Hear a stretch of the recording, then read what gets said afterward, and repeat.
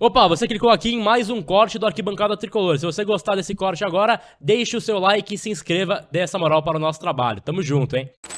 Eu até falo em defesa, por exemplo, algumas escolhas, principalmente a do Carpini, eu acho que foi a mais pesada, porque dentro de todos eles, talvez fosse o mais inexperiente na visão da maioria, mas eu não culpo nem São Paulo nem Carpini nessa história, porque eu acho que a escolha do São Paulo, aí é a minha opinião, eu já falei isso diversas vezes, foi acertada em trazer um cara que estava em ascensão.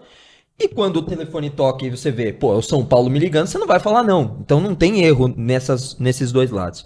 Mas você estava falando na resposta anterior, Belmonte, sobre a questão de ter que fazer um balanço sobre o quanto eu tenho disponível para fazer uma contratação, pra você chegar pro Rui e falar, ó, eu tenho tanto, tenta adequar nisso, aí você que vai ter que bater o pé aí pra frente. E aí é o seguinte, o São Paulo melhorou a arrecadação nos últimos anos. A arrecadação em premiação e a arrecadação principalmente em bilheteria. Patrocínio, pelo último balanço, até caiu um pouco em relação a 2022 para 2023 os patrocínios. Se não me engano, caiu uma diferença até que curta. Mas o aumento é muito positivo e essa é uma das coisas que, inclusive, a gente elogia aqui, a possibilidade do aumento. Mas, ao mesmo tempo, aumentou a dívida. Aumentou o déficit anual, ano a ano. Né?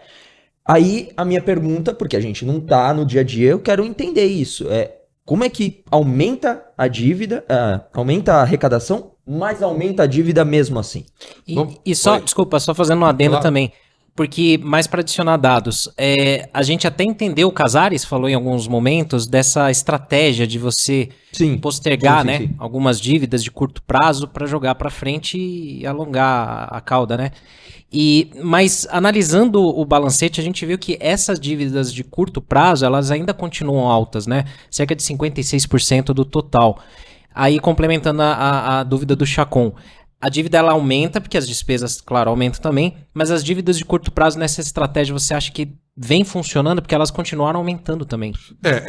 A ideia do Júlio, né? Eu tô no futebol, óbvio, eu tenho noção do todo, porque o Júlio me passa. Nós temos uma reunião quinzenal com o departamento financeiro, toda a área de finanças, futebol, então a gente está sempre conversando sobre essas questões. Porque eu sei que o Júlio está muito empenhado numa busca de uma renegociação dessas dívidas, de um novo caminho para alongar mais prazos, diminuir o pagamento de juros anuais. Então o Júlio está. Então, ele está trabalhando e eu acho que em breve teremos alguma novidade nessa área. Nós tivemos, né, Jacob, na verdade, nós pegamos a dívida, teve um crescimento, depois ela teve uma queda e voltou a crescer nesse ano passado. Por que a dívida ela cresce? Porque você, em algum momento, tome decisões de fazer alguns investimentos, no futebol, inclusive. Então, a gente achava que a chegada do Lucas e do Rames, naquele momento, não, a gente continua achando, que na chegada dos dois para as fases finais da Copa do Brasil, iam mudar a história daquela competição. A gente apostou na autoestima do todo, na autoestima do torcedor, na autoestima do elenco e trouxemos o Rames. O Lucas deu resultados e continua dando em campo. O Rames não deu ainda desportivamente, apesar de ter dado bons resultados do ponto de vista desse crescimento do ânimo do torcedor. Vocês lembram? A torcida foi recebê-lo lá em Congonhas. Sim. Assim, o Rames nos ajudou muito nisso, inclusive no aumento da média de público. Ambos nos ajudaram.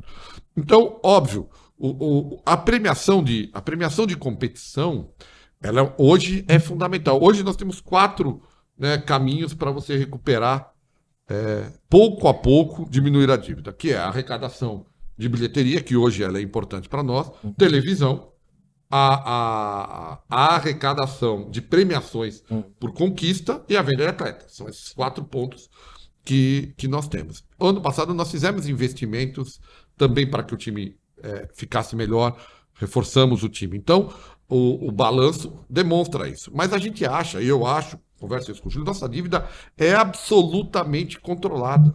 Nós temos, eu tenho empresa, tenho negócios, se eu tenho o faturamento de um ano da minha empresa como dívida, eu nem considero como dívida. Eu considero na minha empresa como investimento, porque é isso. Se eu estou reinvestindo, se a minha empresa está bem, se ela está conseguindo os resultados, eu estou reinvestindo o que eu ganho no meu negócio, para que o meu negócio cresça. Então eu tenho lojas lá. Então eu tinha 10 lojas, tenho 15, ou seja, eu estou reinvestindo, eu pego o dinheiro que é meu lucro e vou fazendo dívidas para o meu negócio crescer.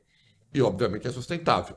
O São Paulo hoje está nesse caminho. O São Paulo voltou a arrecadar bem com o marketing, o São Paulo está com bilheterias excelentes e o São Paulo voltou a conquistar. A conquista começa a gerar recursos. O Beraldo, em julho, eu tinha uma proposta de 12, vendemos por 20. Por quê? Porque teve a conquista da Copa do Brasil no meio. Eu acho que nossa dívida é absolutamente controlada. Temos que melhorar o quê? Fluxo de caixa. Como melhorar o fluxo de caixa? Renegociando a dívida e pouco a pouco e diminuindo essa dívida. Essa dívida não vai acabar nunca. Nenhum clube vai acabar a dívida. Você vai controlar, diminuir, manter ela sob controle, baixando pouco a pouco.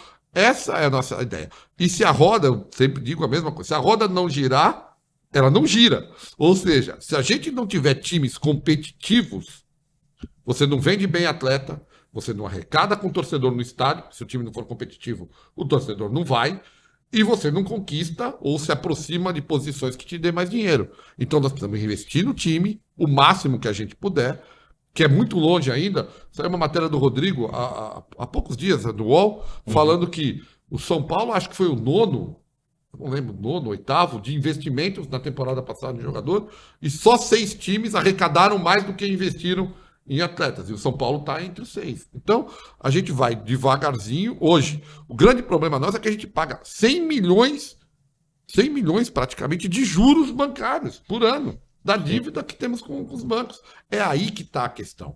E o que o Júlio está tentando diminuir esse pagamento, alongar, ao invés de pagar 100, se a gente conseguir trazer isso para 50, 40 por ano num alongamento, sobram mais 40, 50 milhões para investimento. E aí você investe melhor no time e você pode ter mais chances de conquistar e mais recursos vai entrar. Então o Júlio está... Hoje, o principal empenho, o Júlio deixou o futebol lá, toca Belmonte aí e está com os olhos deles todos voltados para buscar essa renegociação da dívida, que eu não tenho certeza que tudo que o Júlio põe a mão, a gente brinca lá, que vira ouro. E vai dar certo, eu tenho certeza que ele vai conseguir, nessa renegociação, melhorar muito a situação financeira do São Paulo. Esse foi mais um corte aqui no Arquibancada Tricolor. Se você gostou, deixa o seu like, se inscreva no canal, vire membro, fique por dentro de tudo o que acontece aqui no Arquibancada.